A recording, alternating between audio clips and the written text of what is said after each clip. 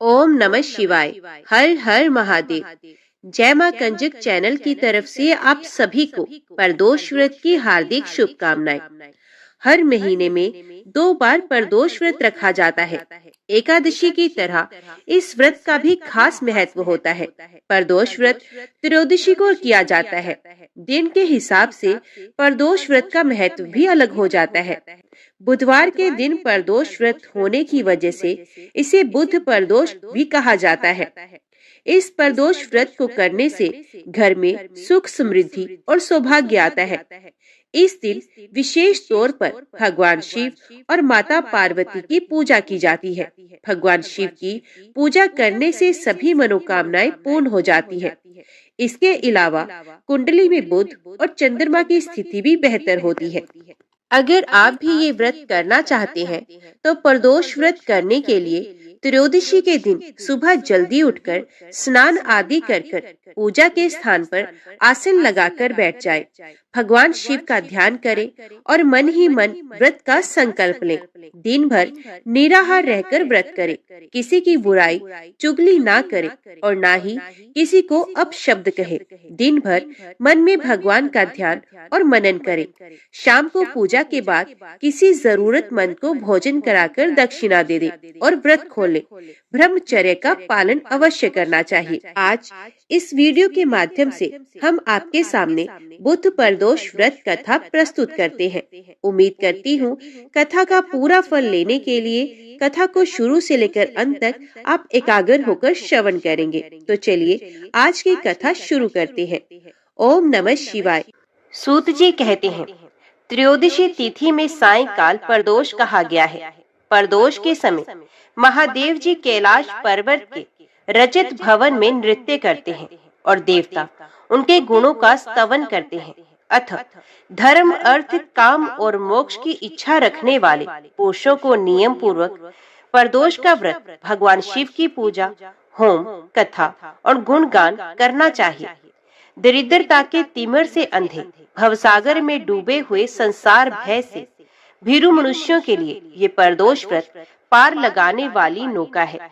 भगवान शिव की पूजा करने से मनुष्य दरिद्रता, मृत्यु, दुख और पर्वत के समान भारी ऋण भार को शीघ्र ही दूर करके संपत्तियों से पूजित होता है। विदर्भ देश में सत्यरथ नाम से प्रसिद्ध एक राजा थे जो सब धर्मों में तत्पर, धीर, सुशील और सत्य प्रतीक थे। धर्म पूर्वक पृथ्वी का पालन करते हुए उनका बहुत सा समय सुख पूर्वक बीत गया। तदंतर शालव देश के राजाओं ने विदर्भ नगर पर आक्रमण करके उसे चारों ओर से घेर लिया। अपनी पुरी को शत्रुओं से घिरी हुई देख विदर्भ राज विशाल सेना साथ लेकर युद्ध के लिए आए। बलोमत शालवदी क्षत्रियों के साथ राजा का अत्यंत भयंकर युद्ध हुआ। शालवों की बहुत बड़ी सेना मारी गई, परंतु अंत में विदर्भ राज भी उनके हाथों से मारे गए।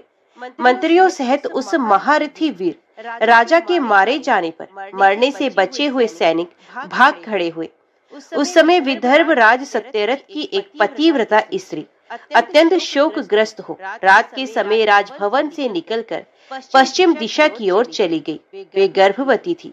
सवेरा होने पर धीरे धीरे मार्ग से जाती हुई उस साध्वी रानी ने बहुत दूर का रास्ता तय कर लेने के पश्चात एक स्वच्छ तालाब देखा और वे उसके किनारे शोभा पाने वाले एक छायादार वृक्ष के नीचे बैठ गई। भाग्यवश उसी निर्जन स्थान में वृक्ष के ही नीचे पतिव्रता रानी ने उत्तम गुणों से युक्त शुभ मुहूर्त में एक पुत्र को जन्म दिया। तत्पश्चात अत्यंत प्यास से व्याकुल हो वे सुंदर अंगों वाली रानी जलाशय में उतरी। इतने में ही एक बड़े भारी ग्रह ने आकर उसे अपना ग्रास बना लिया। वे बालक पैदा होते ही माता पिता से हीन हो गया और भूख प्यास से पीड़ित हो उस सरोवर के किनारे जोर जोर से रोने लगा। वे नवजात शिशु जब इस प्रकार क्रंदन कर रहा था, उसी समय भाग्यवश वहाँ एक श्रेष्ठ ब्राह्मण आ पहुंची। वे भी अपने 1 वर्ष के बालक को गोद में लिए हुए आई थी। ब्राह्मणी निर्धन और विधवा थी। घर घर भीख मांगकर जीवन निर्वाह करती थी। उसका नाम उमा था। उसे सती साध्वी ब्राह्मणी ने उस राजकुमार को देखा। उसे अनाथ की भांति क्रंदन करते देखकर उसने मन ही मन विचार किया, अहो, ये तो बड़े आश्चर्य की बात है। दिखाई देती है कि ये नवजात शिशु जिसकी नाल भी अभी तक नहीं कटी पड़ा हुआ है। इसकी माता कहाँ चली गई? ना इसका पिता है, ना कोई बंधु बांधव है। ये दीन अनाथ बालक बिना बिस्तर के भूमि पर ही सो रहा है। ये चांडाल का पुत्र है या शूद्र का, वैश्य का बालक है या ब्राह्मण का, अथवा ये क्षत्रिय का शिशु है।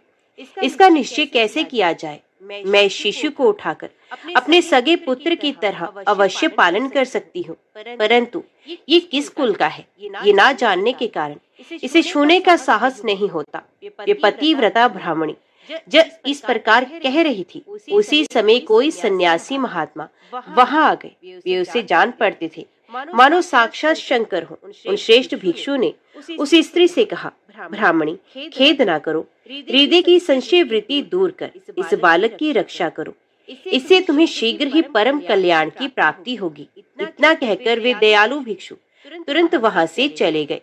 उनके जाने के बाद ब्राह्मणी ने विश्वास पूर्वक उस बालक को लेकर अपने घर की ओर प्रस्थान किया। उस राजकुमार का ब्राह्मणी ने अपने बेटे के समान ही पालन पोषण किया। एक चक्र का नामक नगर में उस ब्राह्मणी का घर था। वे भिक्षा के अन्न से ही अपने पुत्र और राजकुमार को पालने लगी। ब्राह्मणों ने ब्राह्मणी के तथा राजा के भी पुत्र का संस्कार कर दिया। वे दोनों सर्वत्र सम्मानित होकर दिन दिन बढ़ने लगे। समय आने पर उनका उपनयन संस्कार हुआ। अब वे दोनों बालक एक साथ रहकर नियमों का पालन करने लगे। दोनों माता के साथ प्रतिदिन भिक्षा के लिए जाते थे। एक दिन वे ब्राह्मणी उन दोनों बालकों के साथ भीख मांगती हुई दैवयोग से देव मंदिर में गई। वहाँ बड़े बूढ़े ऋषि मुनि रहा करते थे। उन दोनों बालकों को देखकर परम बुद्धिमान शांडिल्य नामक मुनि ने कहा, अहो, देव का बल बड़ा विचित्र है। कर्मों का उल्लंघन करना किसी भी जीव के लिए अत्यंत कठिन है। देखो ना, ये बालक दूसरी माता की शरण लेकर भिक्षा से जीवन निर्वाह करता है। इस ब्राह्मणी को ही श्रेष्ठ माता के रूप में पाकर ब्राह्मण बालक के साथ ब्राह्मण भाव को ही प्राप्त हो गया है। शांडिल्य मुनि का ये वचन सुनकर ब्राह्मणी को बड़ा विस्मय हुआ। उसने भरी सभा में मुनि को प्रणाम करके पूछा, हे ब्राह्मण, एक सन्यासी के कहने से मैं इस बालक को अपने घर ले आई हूँ। यद्यपि अभी तक इसके कुल का पता नहीं लगा, तथापि मैं पुत्र की भांति इसका पालन पोषण करती हूँ। आप ज्ञान के नेत्रों से देखते हैं, अतः आपसे मैं ये जानना चाहती हूँ कि ये बालक किस कुल में उत्पन्न हुआ है और इसके माता पिता कौन है। मुनि शांडिल्य बोले, ये विदर्भ देश के राजा का पुत्र है। इतना कहकर मुनि ने उस बालक के पिता के युद्ध में मारे जाने का तथा उसकी माता के ग्रह द्वारा ग्रस्त होने का सब समाचार पूर्ण रूप से बताया। ये सुनकर ब्राह्मणी को और भी आश्चर्य हुआ। अतः उसने फिर प्रश्न किया, महामुनि, वे राजा संपूर्ण भोगों को छोड़कर युद्ध में क्यों मरे और इस बालक को दरिद्रता कैसे प्राप्त हुई? अब दरिद्रता को पूर्णतः नष्ट करके वे पुनः राज्य कैसे प्राप्त करेगा? मेरा ये पुत्र भी भिक्षान्न से ही जीवन निर्वाह करता है। अतः इसकी दरिद्रता के निवारण का भी क्या उपाय है, ये बताने की कृपा करें। शांडिल्य ने कहा, इस राजकुमार के पिता विदर्भ राज्य पूर्व जन्म में पांडे देश के श्रेष्ठ राजा थे। वे सब धर्मों के ज्ञाता थे और संपूर्ण पृथ्वी का धर्म पूर्वक पालन करते थे। एक दिन प्रदोष काल में राजा भगवान शंकर का पूजन कर रहे थे और बड़ भक्ति से त्रिलोकीनाथ महादेव जी की आराधना में संलग्न थे। उसी समय नगर में सब और बड़ा भारी कोलाहल मचा। उस उत्कट शब्द को सुनकर राजा ने बीच में ही भगवान शंकर की पूजा को छोड़ दिया और नगर में शोक फैलाने की आशंका से राजभवन से बाहर निकल आए। इसी समय राजा का महाबली मंत्री शत्रु को पकड़कर उनके समीप ले आया। वे शत्रु पांडेराज का ही सामंत था। उसे देखकर राजा ने क्रोध पूर्वक उसका मस्तक कटवा दिया। शिव पूजा छोड़कर नियम को समाप्त किए बिना ही राजा ने रात में भोजन भी कर लिया। इसी प्रकार राजकुमार भी प्रदोष काल में शिवजी की पूजा किए बिना ही भोजन करके सो गया। वही राजा दूसरे जन्म में विदर्भ राज हुआ। शिव जी की पूजा में विघ्न होने के कारण शत्रु ने उसको सुख भोग के बीच में ही मार डाला। पूर्व जन्म में जो उसका पुत्र था वही इस जन्म में भी हुआ। शिव जी की पूजा का उल्लंघन करने के कारण ये दरिद्रता को प्राप्त हुआ। इसकी माता ने पूर्व जन्म में छल से अपनी सौत को मार डाला था। उस महान पाप के कारण ही वे इस जन्म में ग्रह के द्वारा मारी गई। मैं सत्य कहता हूँ, परलोक में हित की बात कहता हूँ, शास्त्रों का सार एवं उपनिषदों का हृदय कहता हूँ। इस भयंकर आसार संसार को प्राप्त हुए जीव के लिए ईश्वर के चरणारविंदों की सेवा ही सार वस्तु है। जो प्रदोष काल में अनन्य चित्त होकर परमेश्वर के चरणारविंदों की पूजा करते हैं, वे इसी संसार में सदा बढ़ने वाले धन धान्य स्त्री पुत्र सौभाग्य और संपत्ति के द्वारा सबसे बढ़कर होते हैं। ब्राह्मणी, ये तुम्हारा पुत्र पूर्व जन्म में उत्तम ब्राह्मण था। इसने सारी उम्र केवल दान लेने में बिताई, यज्ञ आदि सत्कर्म नहीं किए, इसलिए ये दरिद्रता को प्राप्त हुआ। उस दोष का निवारण करने के लिए अब ये भगवान शंकर की शरण में जाए। सूत जी कहते हैं, मुनि के इस प्रकार कहने पर साध्वी ब्राह्मणी ने उन्हें प्रणाम करके शिव पूजन की विधि का क्रम पूछा। शांडिल्य बोले, दोनों पक्षों की त्रयोदशी को मनुष्य जब निराहार रहे तब सूर्यास्त से 3 घड़ी पहले स्नान करे, फिर श्वेत वस्त्र धारण करके धीर पुरुष संध्या और जप आदि नित्य कर्म की विधि पूरी करके मौन हो शास्त्र विधि का पालन करते हुए भगवान शिव की पूजा प्रारंभ करें। भगवत विग्रह के आगे की भूमि को नए निकाले हुए शुद्ध जल से भली भांति लीप पोत कर सुंदर मंडल बनाए। धोत वस्त्र आदि के द्वारा उस मंडल को सब ओर से घेर दे। ऊपर से चंदोवा आदि लगाकर फल फूल और नवीन अंकुरों से उसे सजा दे। मंडल के मध्य की भूमि में 5 रंगों से युक्त विचित्र कमल अंकित करके उसी पर सुस्थिर एवं उत्तम आसन बिछाकर बैठ जाए और हृदय में भक्ति भाव से युक्त हो पूजा की सब सामग्री एकत्रित करे। फिर पवित्र भाव से शास्त्रोक्त मंत्रों द्वारा देवपीठ को आमंत्रित करे। तत्पश्चात क्रमश आत्म शुद्धि और भूत शुद्धि आदि करके 3 प्राणायाम करे। उसके बाद बिंदु युक्त बीज अक्षरों के द्वारा विधि पूर्वक मात्र कन्यास करे। तदंतर परा देवता का ध्यान करके मात्र कन्यास की विधि पूरी करे। फिर परम शिव का ध्यान करके पीठ के वाम भाग में गुरु को प्रणाम करे। दक्षिण भाग में गणेश जी को मस्तक झुकाए। दोनों अंशों कंधों और उरुओं जांघों में धर्म आदि धर्म ज्ञान वैराग्य तथा ऐश्वर्य का निवास करे। नाभि तथा पार्श्व भागों में अधर्म अधर्म अज्ञान अवैराग्य और अनैश्वर्य आदि का न्यास करे। तत्पश्चात हृदय में अनंत आदि का न्यास करके देव पीठ पर मंत्र का न्यास करे। आधार शक्ति से लेकर ज्ञानात्मक का क्रमश न्यास करके हृदय में एक कमल की भली भांति भावना करे। वे कमल 9 शक्ति से युक्त एवं परम सुंदर हो। उसी कमल की कर्णिका में कोटि कोटि चंद्रमाओं के समान प्रकाशमान उमापति भगवान शिव का ध्यान करे। भगवान के 3 नेत्र हैं। मस्तक पर चंद्रमा का मुकुट शोभा पाता है। जटाजूट कुछ कुछ पीला हो गया है। उस पर रतन जटित किरीट सुशोभित है। उनके कंठ में नील चिन्ह है और अंग अंग से उदारता सूचित होती है। सर्पों के हार से उनकी शोभा हो रही है। उनके एक हाथ में वरद और दूसरे में अभय की मुद्रा है। वे फरसा धारण करते हैं। उन्होंने नागों का कंकण, केयूर, अंगद तथा मुद्रिका धारण कर रखी है। वे व्याघ्र चरम पहने हुए रतन में सिंहासन पर विराजमान है। उनके वाम भाग में गिरिराज नंदिनी उमा देवी का चिंतन करें। इस प्रकार महादेव जी तथा गिरिजा देवी का ध्यान करके क्रमश गंध आदि से उनकी मानसिक पूजा करें। 5 वैदिक मंत्रों से गंध आदि द्वारा पूर्वोक्त 5 स्थानों में अथवा हृदय में पूजा करें। फिर मूल मंत्र से 3 बार हृदय में ही पुष्पांजलि दें। उसके बाद सिंहासन पर महादेव जी का पुण्य पूजन आरंभ करें। पूजा के आरंभ में एकाग्रचित होकर संकल्प पढ़ें। तदंतर हाथ जोड़कर मन ही मन भगवान शिव का ध्यान एवं आवाहन करें।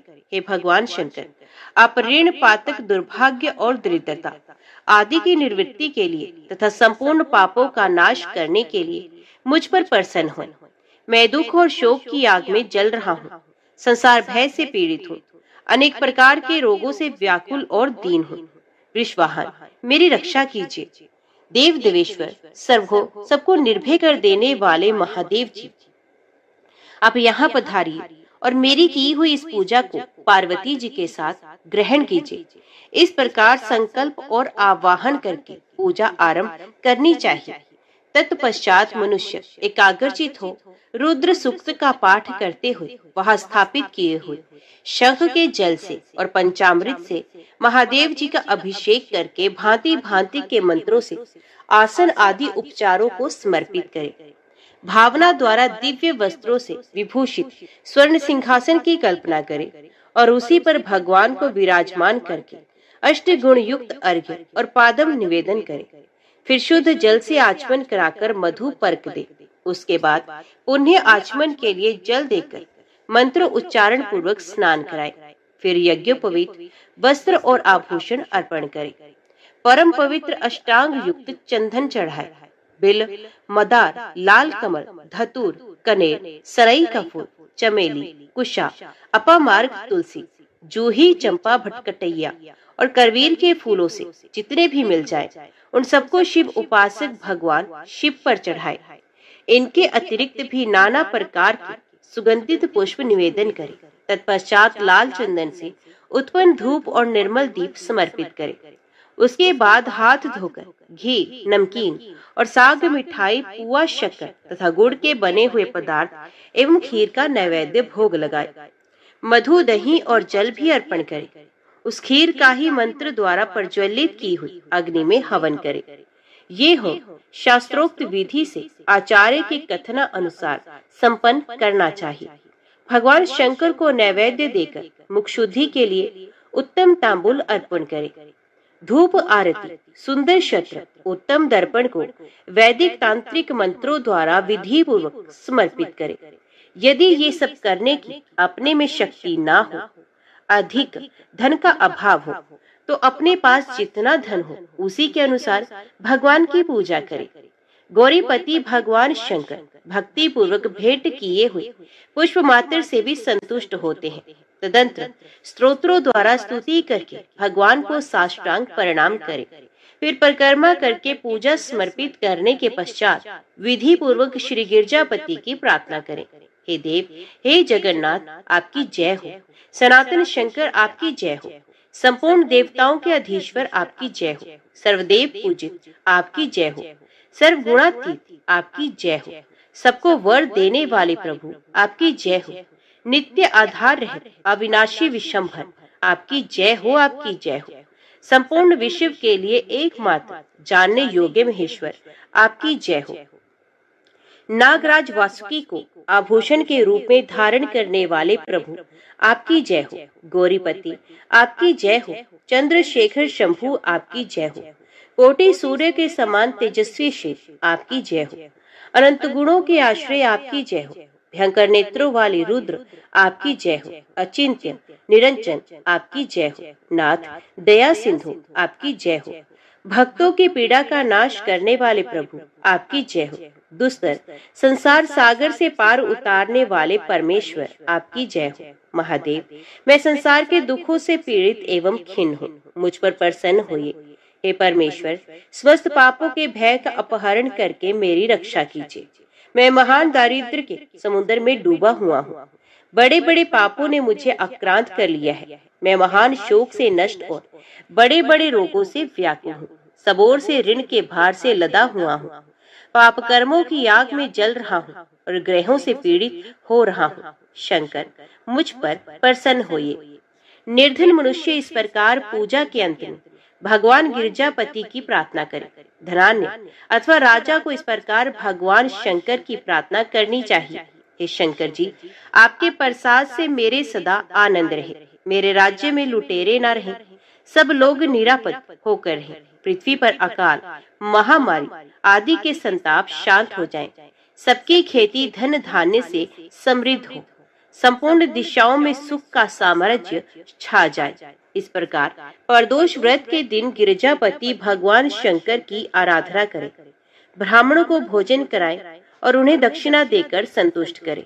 इस प्रकार मैंने सब पापों का नाश, सब प्रकार की दरिद्रता का निवारण तथा समस्त मनोवांछित वस्तुओं का दान करने वाले शिव पूजा का वर्णन किया। ये शिव की पूजा शिव के द्रव्य का हरण करने के पाप को छोड़कर शेष सभी महापातकों और उपपातकों के महान समुदाय का नाश करती है। यदि ये दोनों बालक इसी प्रकार भगवान शंकर का पूजन प्रत्येक प्रदोष के दिन करते रहे तो वर्ष भर के भीतर ही इन्हें उत्तम सिद्धि की प्राप्ति होगी। शांडिल्य मुनि का ये वचन सुनकर उस ब्राह्मणी ने दोनों बालकों के साथ मुनि के चरणों में प्रणाम किया और इस प्रकार कहा, भगवान, आज मैं आपके दर्शन मात्र से कृतार्थ हो गई हूँ। ये दोनों बालक आज से आपकी शरण में हैं। ब्राह्मण, ये मेरा पुत्र है और इसका नाम शुचिव्रत है, और ये राजकुमार है जिसका नाम मैंने धर्मगुप्त रखा है। ये दोनों बालक को मैं सभी आपके चरणों के दास हैं। इस घोर दारिद्र्य सागर में गिरे हुए हम सबका आप ही उद्धार कीजिए। इस प्रकार शरण में आई हुई ब्राह्मणी को अमृत के समान मधुर वचनों द्वारा आश्वासन देकर मुनि ने उसके दोनों बालकों को भगवान शंकर के आराधन की मंत्र विद्या का उपदेश दिया। तत्पश्चात दोनों बालक और ब्राह्मणी मुनि की आज्ञा ले वहां से चले गए। मुनि वर के उपदेश अनुसार दोनों बालक प्रत्येक प्रदोष व्रत के दिन पार्वती वल्लभ शिव की आराधना करने लगे। इस प्रकार शिव पूजा करते हुए द्विज कुमार और राजकुमार के 4 महीने सुख पूर्वक बीत गए। एक दिन द्विज कुमार राजकुमार को साथ लिए बिना ही नदी के तट पर स्नान करने के लिए चला गया और वहां मौज से देर तक इधर उधर घूमता रहा। वहां झरने के जल के आघात से खाई की भूमि कट जाने से उसमें गड़ा हुआ एक बड़ा भारी खजाने का कलश चमक रहा था, जिस पर ब्राह्मण कुमार की दृष्टि पड़ी। उसे देखकर वे सहसा हर्ष और कौतूहल में भरकर उसके समीप गया और उसे देवता के प्रसाद से प्राप्त हुआ मानकर सर पर लेकर घर को चल दिया तथा घर के भीतर उस घड़े को रखकर माता से कहा, माँ, ये भगवान शंकर का प्रसाद तो देखो। उन्होंने दया करके घड़े के रूप में ये खजाना दिखला दिया। तब उस पतिव्रता ब्राह्मणी ने राजकुमार को भी बुलाकर कहा, पुत्रो, इस खजाने के घड़े को तुम दोनों आपस में बराबर बराबर बांट लो। माता की बात सुनकर ब्राह्मण के पुत्र को प्रसन्नता हुई, किंतु राजपुत्र ने उससे कहा, माँ, ये तुम्हारे ही पुत्र के पुण्य से प्राप्त हुआ है, अतः मैं इस खजाने को बांटकर लेना नहीं चाहता हूँ। अपने पुण्य से प्राप्त हुए खजाने का ये स्वयं ही उपभोग करे, वे ही भगवान शंकर मुझ पर भी कृपा करेंगे। इस प्रकार प्रसन्नता पूर्वक भगवान शंकर की पूजा करते हुए उन दोनों कुमारों का उसी घर में 1 वर्ष व्यतीत हो गया। एक दिन राजकुमार उस ब्राह्मण के साथ वसंत ऋतु में वन में भ्रमण करने के लिए गया। कुछ दूर जाने पर उन्होंने सैकड़ों गंधर्व कन्याओं को परस्पर क्रीड़ा करते हुए देखा। उन्हें देखकर ब्राह्मण कुमार ने दूर से ही राजकुमार से कहा, यहाँ से आगे जाना उचित नहीं, क्योंकि उधर स्त्रियां विहार कर रही हैं। स्वच्छ अंतकरण वाले विद्वान पुरुष स्त्रियों का सामीप्य त्याग देते हैं। ये रमणियां छल करने वाली तथा वाणी द्वारा अनुन्य विनय करने में कुशल हैं। ये पुरुषों को अपनी दृष्टि मात्र से मोहित करती हैं, इसलिए अपने धर्म में तत्पर ब्रह्मचारी कभी स्त्रियों के समीप जाकर उनके साथ वार्तालाप ना करे। ऐसा कहकर ब्राह्मण कुमार लौट पड़ा और दूर जाकर खड़ा हो गया, किंतु राजकुमार अकेला ही निर्भय होकर स्त्रियों की उस क्रीड़ा स्थली की ओर चला गया।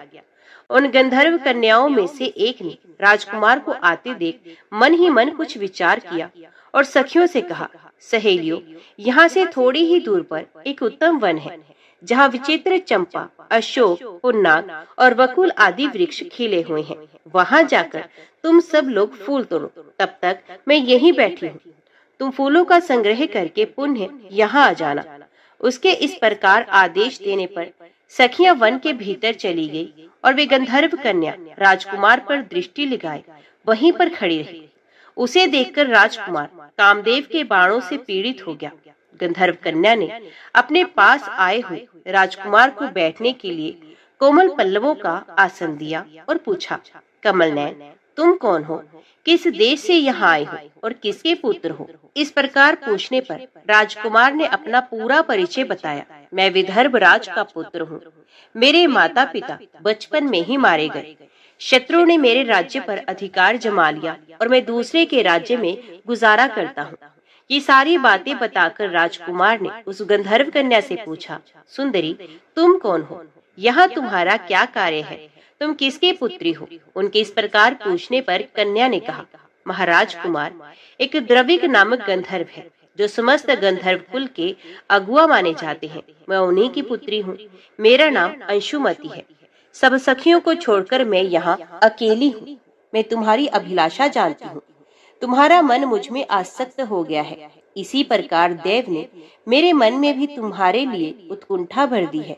अब हम दोनों का स्नेह कभी भंग नहीं होना चाहिए। ऐसा कहकर गंधर्व कुमारी ने शीघ्र ही अपने गले से मोती का हार निकालकर प्रेम पूर्वक राजकुमार को भेंट किया। उस अद्भुत हार को देखकर राजकुमार ने पूछा, भीरू, मैं एक बात कहता हूँ, मैं राज्यहीन और निर्धन हूँ। तुम मेरी प्रिया कैसे होना चाहती हो? मूर्ख स्त्री की भांति पिता की आज्ञा का उल्लंघन करके अपनी इच्छा के अनुसार आचरण क्यों करती हो? ये सुनकर गंधर्व कन्या ने कहा, प्रियतम, आपका कहना ठीक है। मैं पिता की आज्ञा के विरुद्ध नहीं जाऊंगी। आप इस समय घर को पधारे और परसों प्रातः काल पुण्य यही दर्शन दें। आपसे कुछ हमारा कार्य है। इतना कहकर वह गंधर्व कन्या अपनी सखियों के आ जाने से उनके साथ ही चली गई और राजकुमार भी हर्षपूर्वक ब्राह्मण कुमार के समीप लौट आया। उसने द्विज पुत्र से सब बातें बताई और उसके साथ घर को प्रस्थान किया। वहाँ पतिव्रता ब्राह्मणी को भी ये शुभ समाचार सुनाकर राजकुमार ने प्रसन्न किया तथा पूर्व निश्चित समय आने पर वे पुण्य द्विज पुत्र के साथ वन में गया। नियत स्थान पर पहुंचकर राजकुमार ने देखा गंधर्व राज और उनकी कन्या दोनों उपस्थित हैं। गंधर्व राज ने वहां आए हुए दोनों कुमारों का अभिनंदन किया और सुंदर आसन पर बिठाकर राजपुत्र से कहा, विदर्भ राजकुमार, मैं कल कैलाश पर्वत पर गया था। वहां मैंने पार्वती जी के साथ महादेव जी के दर्शन किए। देवेश्वर भगवान शिव करुणा रूपी अमृत के सागर हैं। उन्होंने मुझे बुलाकर सब देवताओं के समेत इस प्रकार कहा, पृथ्वी तल पर धर्मगुप्त नाम से प्रसिद्ध एक राजकुमार है जो इस समय अकिंचन है। उसका राज्य छिन गया है। शत्रु ने उसके देश को अपने अधिकार में कर लिया है। अब वे बालक अपने गुरु की आज्ञा से सदा मेरी आराधना में संलग्न रहता है। उसी के प्रभाव से आज उसके समस्त पितृ मेरे स्वरूप को प्राप्त हो गए हैं। गंधर्व श्रेष्ठ, तुम भी उस राजकुमार की सहायता करो। अब वे शत्रु को मारकर अपने राज्य सिंहासन पर आसीन हो जाएगा। महादेव जी की इस प्रकार आज्ञा देने पर मैं अपने घर को आया। यहाँ इस मेरी कन्या ने भी तुम्हारे लिए बहुत प्रार्थना की। ये सब परम दयालु भगवान शिव की प्रेरणा से ही हो रहा है। ऐसा समझकर मैं इस कन्या को साथ लेकर आया हूँ। अतः अपनी पुत्री अंशुमति को मैं तुम्हें पत्नी रूप में देता हूँ और भगवान शिव जी की आज्ञा से शत्रु को मारकर तुम्हें तुम्हारे राज्य पर बिठाऊंगा। अपने उस नगर में तुम अपनी इस धर्मपत्नी के साथ 10,000 वर्षों तक मनोवांछित सुख भोगकर अंत में भगवान शिव के लोक में जाओगे और वहाँ भी मेरी ये कन्या तुम्हारी ही सेवा में प्रस्तुत रहेगी। इस प्रकार कहकर गंधर्व राज ने उसी वन में राजकुमार के साथ अपनी पुत्री का विवाह कर दिया और दहेज में परम उज्ज्वल रत्न भार भेंट किए। चंद्रमा के समान चमकीली चूड़ामणि तथा दमकते हुए मोतियों के मनोहर हार दिए। दिव्य आभूषण, वस्त्र, स्वर्ण के बने हुए बहुत से सामान, 10,000 हाथी, 1 लाख नीले घोड़े और हजारों सोने के बड़े बड़े रथ प्रदान किए। अंत में एक दिव्य रथ, इंद्र के धनुष के समान विशाल धनुष, सहस्रों अस्त्र शस्त्र, अक्षय बाणों से भरे हुए 2 तरकस, अभेद्य स्वर्णमय कवच तथा शत्रुओं का संहार करने वाली शक्ति समर्पित की। अपनी पुत्री की सेवा के लिए गंधर्व राज ने प्रसन्नचित्त होकर 5,000 दासियां दी। इतना ही नहीं, राजकुमार की सहायता के लिए उन्होंने अत्यंत उग्र गंधर्वों की चतुरंगिणी सेना भी भेंट की। इस प्रकार परम उत्तम संपत्ति को पाकर राजकुमार अपनी मनोवांछित पत्नी के साथ बहुत प्रसन्न हुए। पुत्री का विवाह कराकर गंधर्व राज स्वर्गलोक में चले गए। धर्मगुप्त विवाह के अनंतर गंधर्वों की सेना के साथ अपने नगर को गए और वहां उन्होंने शत्रु सेना का संहार करके राजधानी में प्रवेश किया। तत्पश्चात श्रेष्ठ ब्राह्मणों और मंत्रियों ने मिलकर राजकुमार का अभिषेक किया और वे रत्न में सिंहासन पर आरूढ़ होकर अकंटक राज्य का उपभोग करने लगे। जिस ब्राह्मण पत्नी ने उनका अपने पुत्र की भांति पालन किया था, वही उनकी माता हुई और वे द्विज कुंवर भी भाई हुआ तथा गंधर्व राजपुत्री अंशुमती महारानी के पद पर प्रतिष्ठित हुई। भगवान शंकर की आराधना करके धर्मगुप्त विदर्भ देश के राजा हो गए। इसी प्रकार दूसरे लोग भी प्रदोष व्रत के दिन गिरजापति की आराधना करके मनोवांछित कामनाओं को प्राप्त कर लेते हैं और देहवसान होने पर परम गति को प्राप्त होते हैं। सूत जी कहते हैं, जो प्रदोष व्रत के परम अद्भुत पुण्य में महात्म्य को उस व्रत के दिन शिव पूजन के पश्चात एकाग्रचित होकर सुनता अथवा पढ़ता है, उसे 100 जन्मों तक कभी दरिद्रता नहीं होती और अंत में विज्ञान के ऐश्वर्य से युक्त हो भगवान शंकर के परम धाम को प्राप्त होता है। ओम नमः शिवाय। हर हर महादेव। उज्जैनी में चंद्रसेन नामक एक राजा थे। वे उसी नगर में निवास करने वाले भगवान महाकाल का पूजन करते थे। शिव के पार्षदों में अग्रगण्य तथा अमंगलों को जीतने वाले विश्व वंदित मणिभद्र जी राजा चंद्रसेन के सखा हो गए थे। उन्होंने राजा पर प्रसन्न होकर एक समय उन्हें दिव्य चिंतामणि प्रदान की, जो कौस्तुभ मणि तथा सूर्य के समान देदीप्यमान थी। वे देखने, सुनने अथवा ध्यान करने पर भी मनुष्य को मनोवांछित वस्तु प्रदान करती थी। राजा उस चिंतामणि को कंठ में धारण करके जब सिंहासन पर बैठते थे, तब देवताओं में सूर्य नारायण की भांति उनकी शोभा होती थी।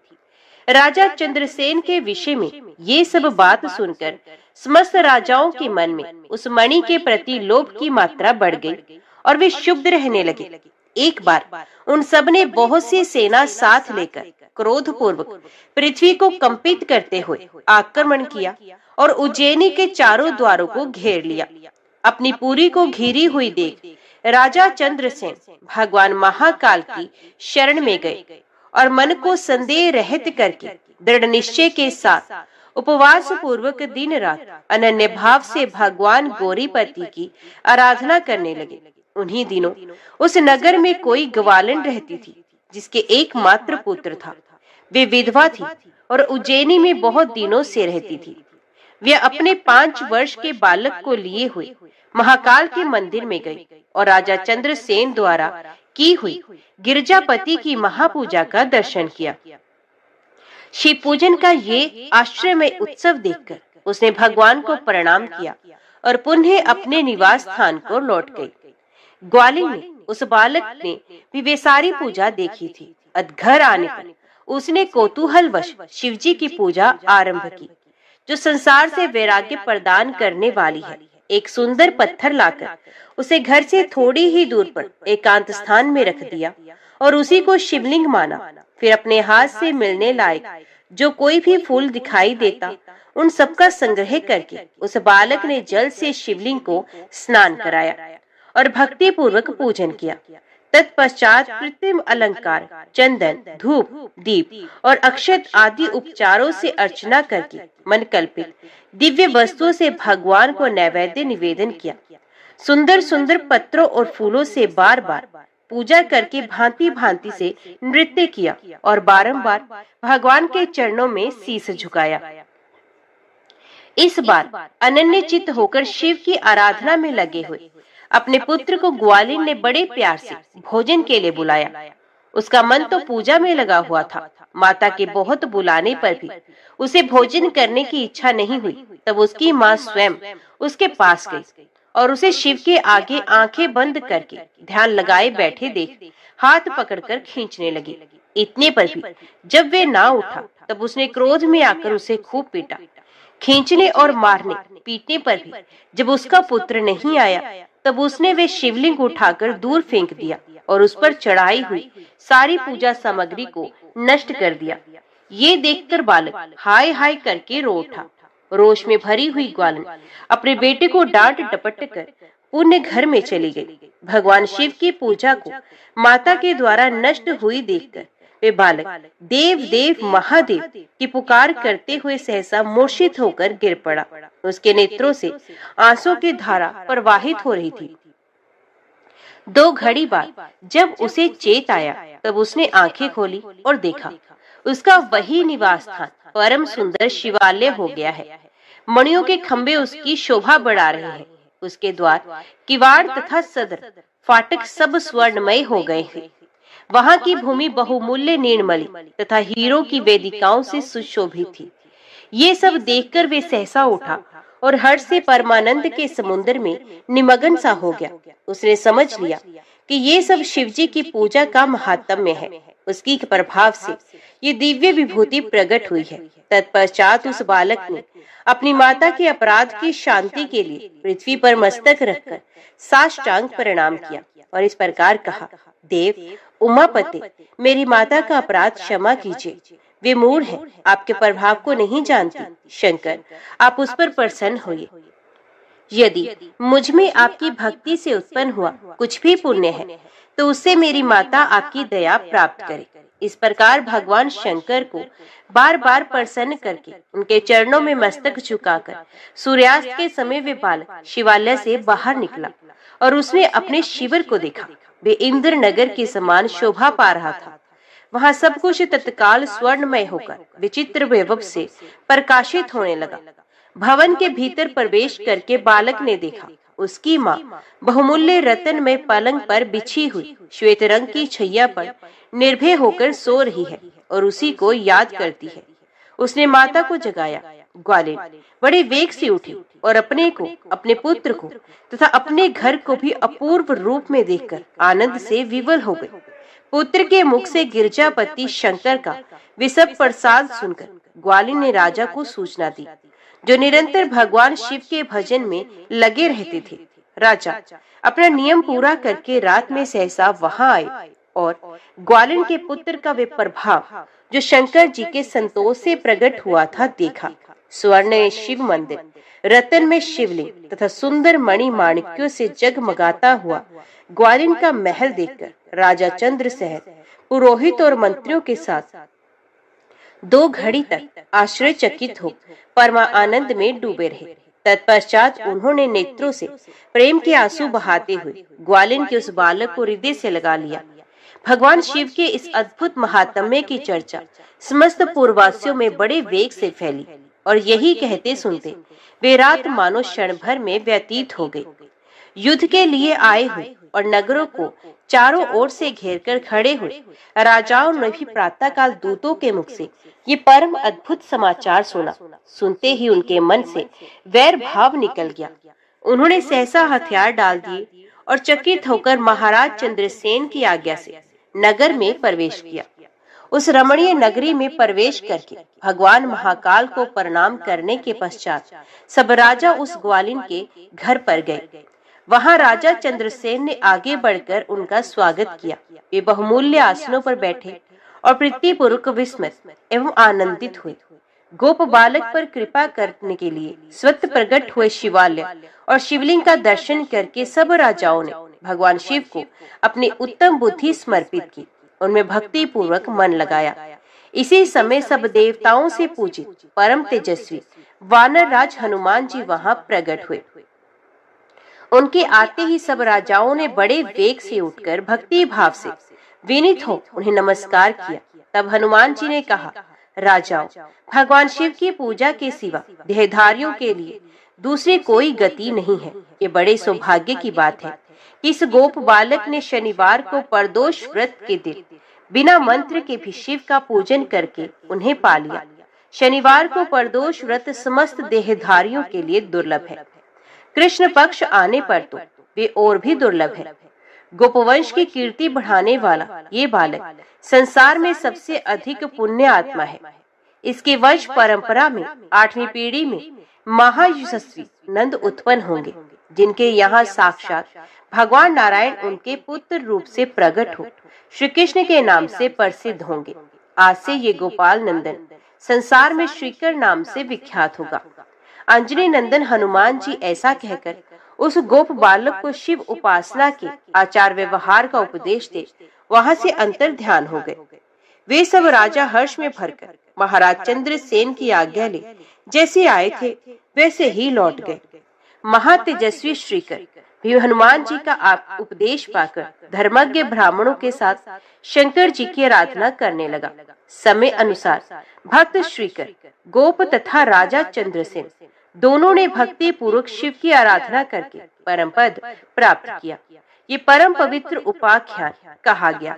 ये गोपनीय रहस्य है, सुयश एवं पर पुण्य समृद्धि को बढ़ाने वाला है तथा गौरीपति भगवान शिव के चरणार विंदों में भक्ति भाव की वृद्धि और पापराशि का निवारण करने वाला है। ओम नमः शिवाय। हर हर महादेव। आज की वीडियो में इतना ही। उम्मीद करती हूँ वीडियो आपको पसंद आई होगी। वीडियो पसंद आई हो तो वीडियो को लाइक और चैनल को सब्सक्राइब जरूर कीजिएगा। ओम नमः शिवाय लिखकर कमेंट बॉक्स में अपनी हाजिरी और अपने सुझाव देना ना भूलेगा। तो मिलते हैं अगली कथा अगली वीडियो के साथ। तब तक के लिए देखते व सुनते रहिए। जय मां कंजक, जय माता दी।